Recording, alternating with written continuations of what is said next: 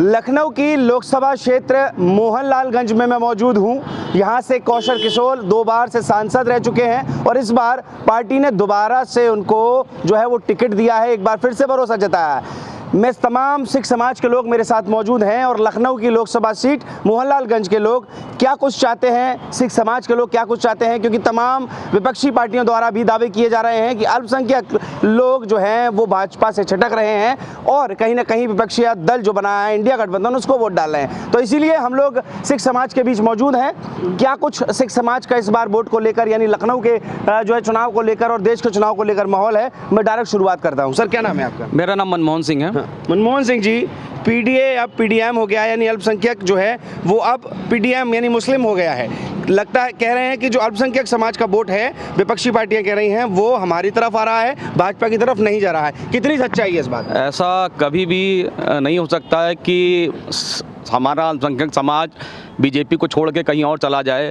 तो हम लोग ने देखा कि बीजेपी जो है सिखों के लिए और सारे समाज के लिए जो काम करती है वो मतलब सबको उसका लाभ मिलता है, चाहे वो गरीब हो, चाहे किसान हो, चाहे सिख समाज हो, चाहे दलित हो, चाहे पिछड़ा वर्ग हो, सबके लिए उन्होंने काम किया है। और जो है एक एक मोदी जी का कहना है कि आखिरी पायदान के व्यक्ति पे जो है उनको लाभ मिलना चाहिए और वो लाभ दिख रहा है हम लोग को, क्योंकि हम लोग भी जो है जब देखते हैं कि आज जो है गांव में जो हमारे यहाँ जो वर्कर हैं उनको पक्का मकान मिल चुका है, इतने खुश हैं इतने, और उनको किसानों को 6,000 रुपये महीना साल का मिल रहा है, 6,000 रुपये। और क्या नाम है, किसान भी खुश है और जो है समाज हमारा जो है सिख समाज इसलिए खुश है क्योंकि जो है सिखों के लिए उन्होंने जो है करतारपुर कॉरिडोर उन्होंने खोला जो है, और वो क्या नाम है रोपवे उन्होंने चालू किया हेमकुंड साहब में जो है, जिससे कि जो है जो हम सिख समाज को दर्शन करने में जो है दिक्कतें होती थी वो दिक्कत नहीं अब होगी लोगों को, और जो है जो बुजुर्ग लोग नहीं जा पाते दर्शन करने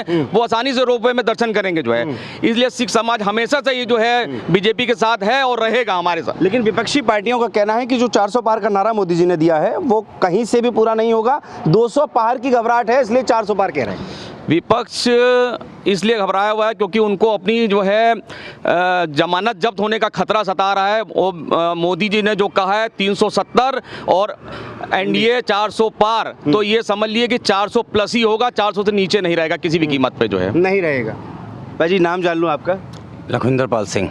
400 पार का मोदी जी ने नारा दिया है, सिख समाज उसमें धक्का लगा के 400 पार तक पहुंचाने का काम करेगा या सिख समाज का मन कुछ इधर उधर? नहीं, धक्का लगाने का काम थोड़ी करेगा, 400 पार कराएगा। हाँ।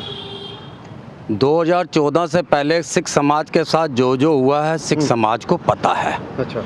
और 2014 के बाद सिख समाज के साथ भारतीय जनता पार्टी की सरकार और माननीय मोदी जी की सरकार ने क्या क्या किया वो भी सिख समाज को पता है। जिस दिल्ली के अंदर सड़कों के नाम औरंगजेब के नाम से थे वो आज गुरु तेग बहादुर मार्ग हो गई और कई गुरुओं के नाम से हो गई।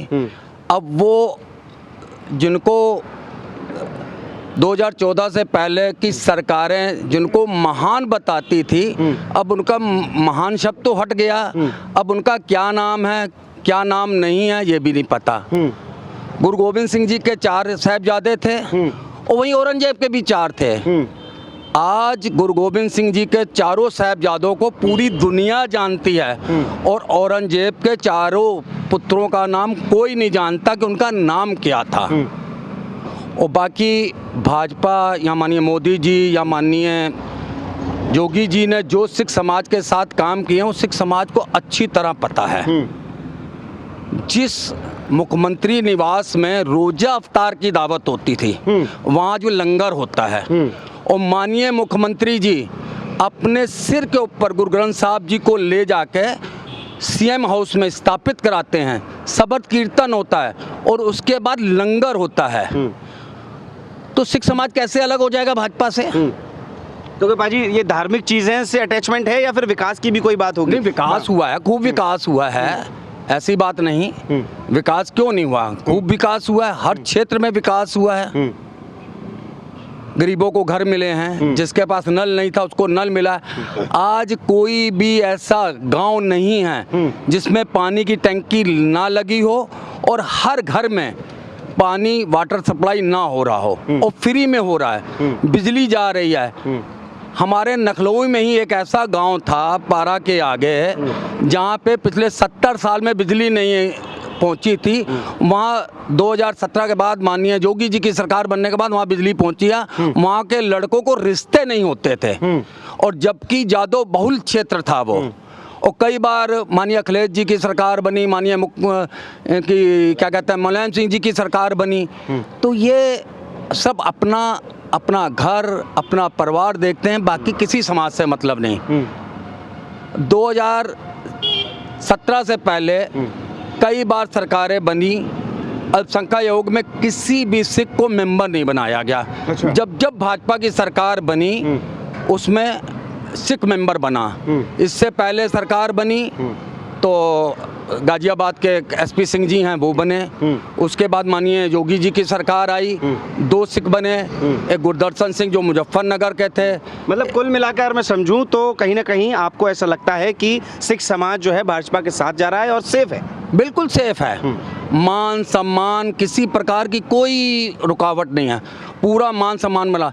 जिस लाल किले से औरंगजेब ने गुरु तेग बहादुर जी को शहीद करने का फरमान दिया, उसी लाल किले में माननीय मोदी जी ने उनका शहीदी दिवस मनाया, उनका प्रकाश पर्व मनाया।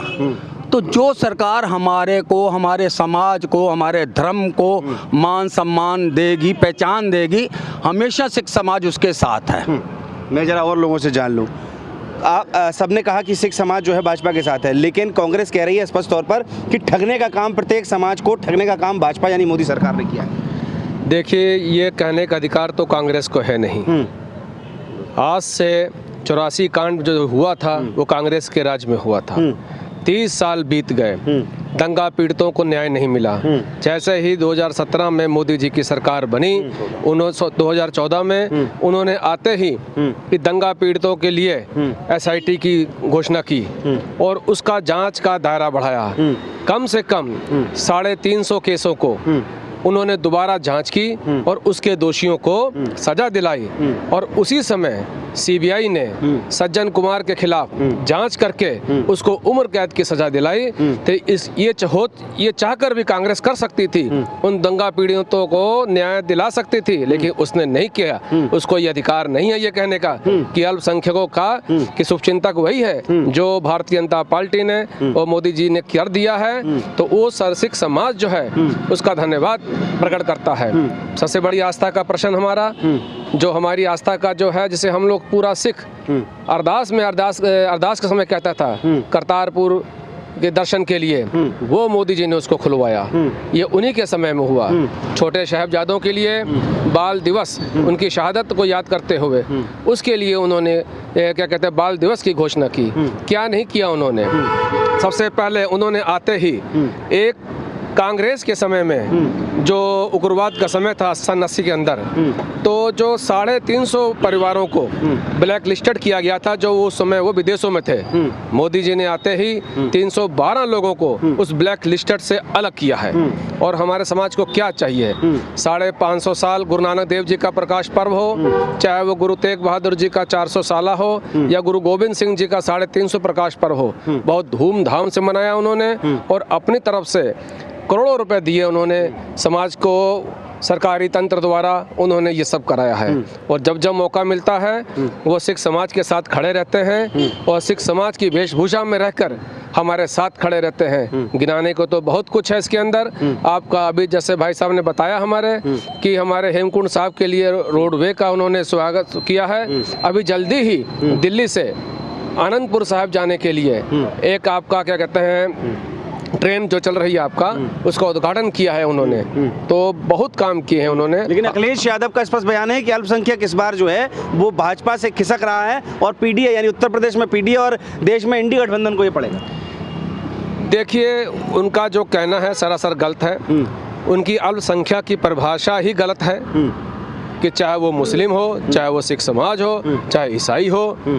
उनको इन लोगों ने, चाहे वो मुलायम सिंह हो चाहे कांग्रेस न हो, अल्पसंख्यक बना कर रखा था।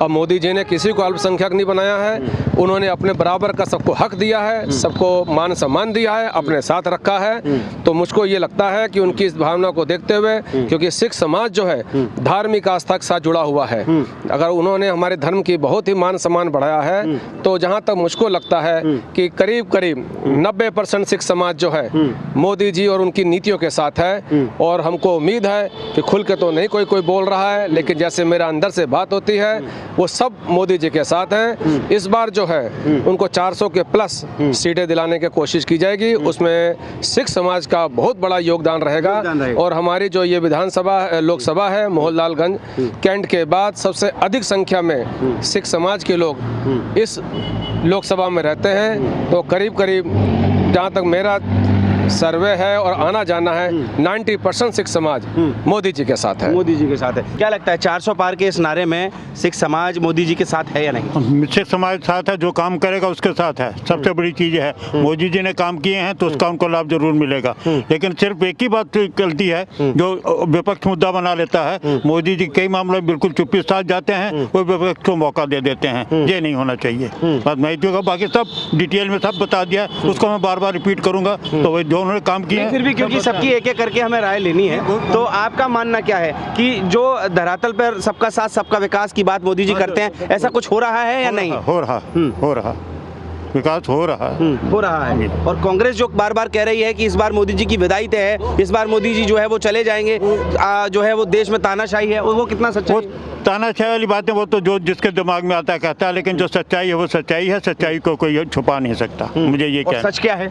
सच क्या है जो सच सभी बता रहे हैं आपके सामने। आप भी बता दीजिए। मैं सच्चा नहीं हूँ, इसलिए सच नहीं बता पाऊंगा। लेकिन ये मैं अब जानना चाह रहा हूँ कि क्या आपको लग रहा है कि 400 पार का नारा सच साबित होगा? बिल्कुल हाँ, सच साबित होगा। सच साबित होगा। जी। जैसे आप कह रहे थे कि अखिलेश यादव जी कह रहे हैं कि भाजपा से अल्पसंख्यक खिसक रहा है, वो कंफ्यूज हैं, क्योंकि उनको सिर्फ यही पता है कि अल्पसंख्यक जो है सिर्फ मुस्लिम भाई ही हैं। ना उनको पता है कि सिख भी अल्पसंख्यक हैं, ना उनको पता है कि ईसाई अल्पसंख्यक हैं या बुद्धिस्ट हैं। उनको यही नहीं पता। उनके लिए अल्पसंख्यक का मतलब सिर्फ मुस्लिम समाज है, और अब की मुस्लिम समाज भी उनका साथ देने वाला नहीं है। ये उनकी भूल है कि मुस्लिम समाज उनका साथ देगा। वो बिल्कुल कंफ्यूज हैं, क्योंकि उनको यही पता है कि अल्पसंख्यक का मतलब मुस्लिम समाज। बाकी को उनको पता नहीं, भी सिख भी अल्पसंख्यक में आते हैं, बुद्धिस्ट भी आते हैं, जैन भी आते हैं, फारसी भी आते हैं, पारसी भी आते हैं, इसलिए वो कंफ्यूज हैं। अब उनको अल्पसंख्यक का मतलब बताया जाए, कोई जाके बताया कि भी कौन कौन अल्पसंख्यक में आते हैं, उनसे भी मिले। अखिलेश यादव तो ये भी कह रहे हैं कि सरकार जो है वो विफल है। बाबा की 80 से 80 सीटों का दावा जरूर कर रहे हैं, लेकिन बाबा की सरकार जो है विफल है, उत्तर प्रदेश में काम नहीं कर पा रही। हाँ भाई, उन्हें लग रही होगी कि विफल है, क्योंकि वो रोजा अवतार कराते थे, वो लंगर करा रहे हैं, वो कन्या पूजते हैं, वो कुछ और करते हैं। बाकी बतेरी चीज़ें हैं, वो जनता को पता है, जनता अपने आप बता देगी कि हम 80 जीतेंगे कि वो 0 पे रहेंगे। 0 पे रहेंगे। भाई जी, आपका नाम जान लेता हूँ। हरदीप सिंह। कैसे देख रहे हैं इस माहौल को? 400 पार का नारा, 370 पार का नारा, लेकिन विपक्ष स्पष्ट तौर पर कह रहा है कि इस बार विदाई तय है भाजपा की। नहीं, 10 साल से हम देख रहे हैं बीजेपी ने काम किए हैं, ऐसी बात नहीं कि नहीं काम किए हैं, और पार्टियों ने किए, लेकिन इनके जो काम कुछ ऐसे काम हैं जो बहुत दिखते हैं। जैसे हाईवे इन्होंने पूरे इंडिया के अंदर बनाए, बहुत अच्छे बना दिए, इससे बना दिए कि हमको कहीं भी जाने में कोई दिक्कत नहीं है। इस प्रकार से और भी बहुत से काम किए, सिखों के लिए बहुत से काम किए हैं, लेकिन जो काम करे उसको तो वोट अपने ऑटोमेटिक मिलना ही मिलना है उसको वोट ऑटोमेटिक। और राहुल गांधी की जो बयान तमाम आ रहे हैं कि जो है वो देश में तानाशाही है, संविधान बदलना चाहते हैं, लोकतंत्र खतरे में है, तमाम बयान। उनके बयान का तो कोई कहना नहीं। उनके कभी आज सुबह कहेंगे तो लोकतंत्र खतरे में, और शाम को कुछ और बोल देंगे। उनका तो कोई बातों में कोई विश्वास ही नहीं है, इसलिए उनको तो कोई वोट डालने का मैं कह नहीं सकता। कह रहे हैं कि इस बार 400 पार इसलिए मोदी जी हल्ला मचा रहे हैं क्योंकि 200 पार भी होने वाली नहीं है। नहीं, वो पता चल जाएगा, अभी हो रहा है इलेक्शन, इनमें सब पता चल जाएगा किसको क्या वोट मिल रहा है, किसको क्या नहीं। अच्छा, मतलब आप लोग समर्थन करते हैं? नहीं, समर्थन हम जो काम कर रहे हैं उसका तो समर्थन हमको करना ही करना है। जो भी सरकार आए हम समर्थन काम करेगी, हमारे लिए करेगी या देश के लिए करेगी, जो भी उसका समर्थन है, हमारा समर्थन कर रहे हैं। हाँ। जो तानाशाही के आरोप लग रहे हैं, कह रहे हैं मोदी जी डर रहे हैं, विपक्षी पार्टियों को ईडी और सीबीआई से जेल भेज रहे हैं, इन आरोपों को कैसे देख रहा है शिक्षक? सिख समाज तो हर तरीके से देख रहा है कि सिख समाज की किस तरीके से उसको उठाया जा रहा है, समझाया जा रहा है। बाकी मेरे भाइयों ने जो बीजेपी सरकार की इतनी प्रशंसा की है, मैं सभी के साथ में हूँ। और बीजेपी में जो मोदी जी हैं, जो इनके कार्य हैं, वो सिख समाज के लिए भी अच्छे हैं और सारे देश के लिए भी अच्छे हैं। इसलिए सिख समाज जो है वो मोदी जी के साथ है, रहेगा और हमेशा साथ देगा। हमेशा साथ देगा जी सर। और राहुल गांधी के बयानों को कैसे देख रहे हैं? नहीं, वो नहीं, उसको तो आप कुछ ना कहिए। उनके लिए हमारे कह तो रहे हैं कि इस बार विदाई है ही नहीं। किसी ना किसी बेसपक्ष पे तो कह ही रहे होंगे कि भाई इस बार विदाई तय है। देखिए, अब किसी को कुछ कहने के लिए किसी का मुंह तो नहीं रोक सकते। कुछ कहता है कहने दीजिए, लेकिन सुनने वाले ने जो कान दिए हैं वो सुने और जो सही निर्णय लेना बोले। ये मेरी एक स्पष्ट आपसे बातचीत है। तो 400 पार हो रहा है? बिल्कुल होगा। सिख समाज साथ में है तो होगा। सिख समाज साथ में तो होगा? होगा, बिल्कुल होगा। सिख समाज साथ में है, इसलिए 400 पार होगा, इसमें कोई दो राय नहीं। राहुल गांधी कह रहे हैं कि 200 पार भी बहुत मुश्किल है। राहुल गांधी को कहने दीजिए सर। जिसकी बात का कोई विश्वास नहीं, उसके आगे आप क्या कहेंगे? जिसकी बात का कोई विश्वास नहीं, उसके आगे आप क्या कहेंगे? हम मोदी जी को जानते हैं, जिन्होंने किया है, कर रहे हैं, हर बंदा उनसे खुश है, इसलिए हम मोदी जी के साथ में हैं। आप साथ में हैं? जी सर। ईडी सीबीआई से डरा रहे हैं और मौजूदा मुख्यमंत्री चुने हुए मुख्यमंत्री को जेल भेज रहे हैं, मतलब मोदी सरकार इतनी डर गई है, ऐसा आरोप है विपक्ष का। देखिए, ईडी और सीबीआई ये सब स्वतंत्र जांच एजेंसियां हैं और जिन्होंने जो है घोटाले किए हैं, इस देश की गरीब जनता का पैसा खाया है।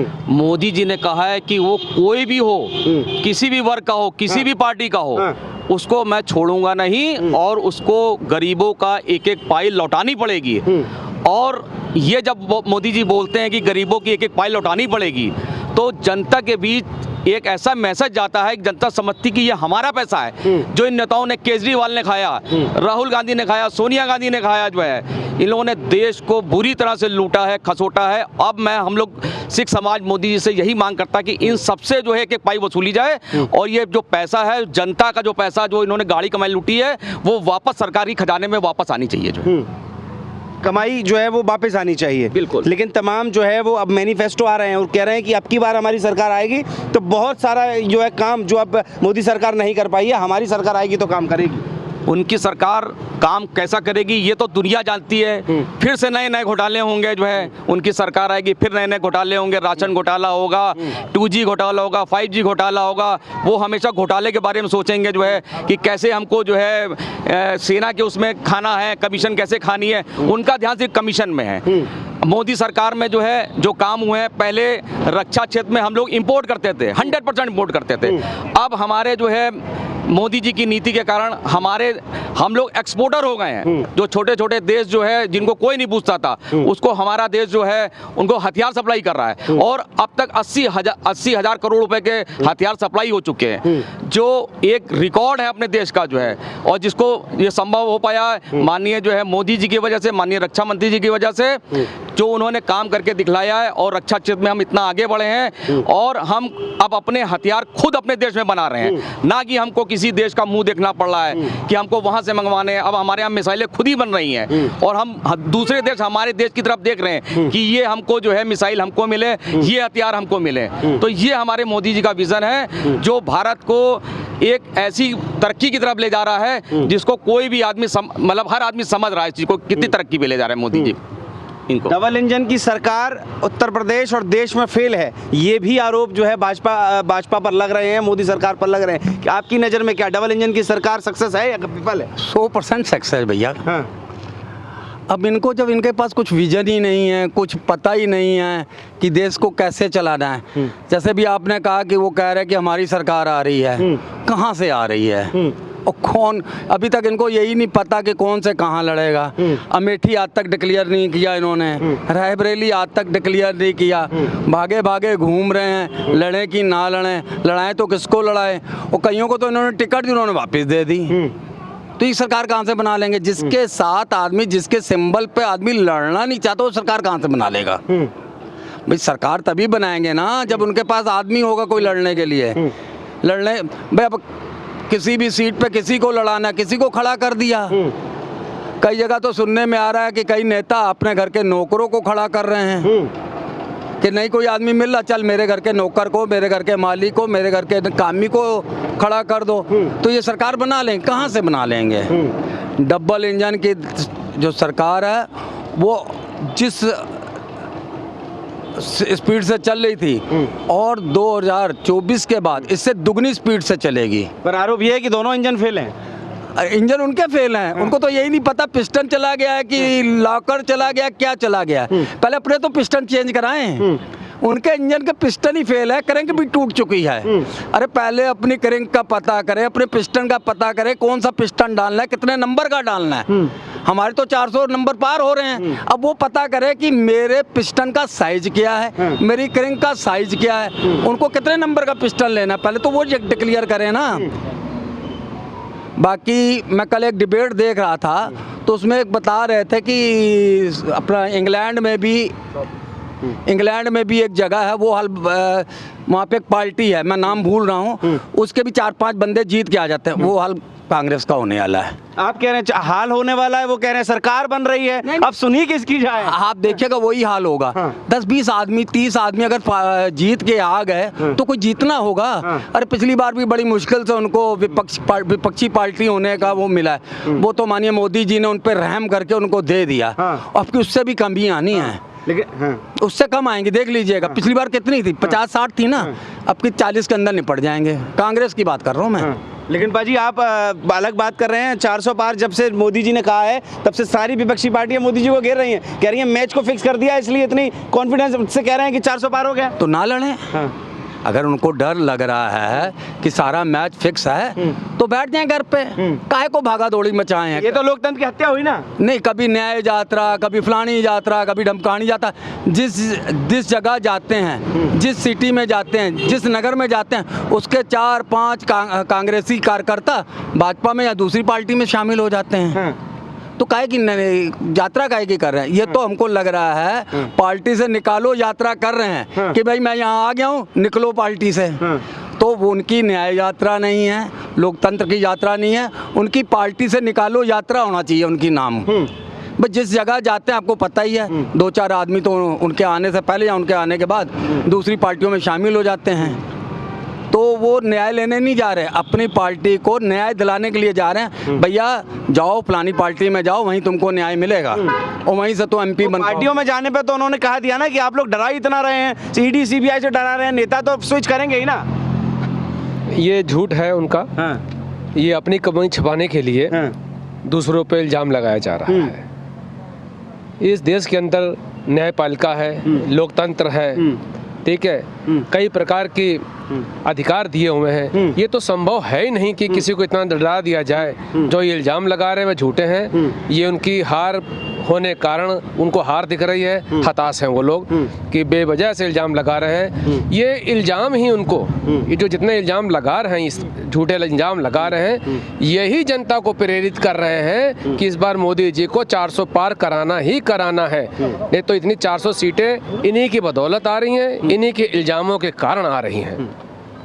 चलिए, ये हम लोग थे सिख समाज के बीच में। तमाम सिख समाज के लोगों ने अपनी जो है वो वक्तव्य को खुल के रखा। स्पष्ट तौर पर लोकसभा चुनाव, मोहनलालगंज की लोकसभा पर स्पष्ट तौर पर अपनी राय रखी। आप देख रहे हैं द न्यूज़पेपर। मैं हूँ राहुल शर्मा और कैमरे के पीछे आदित्य।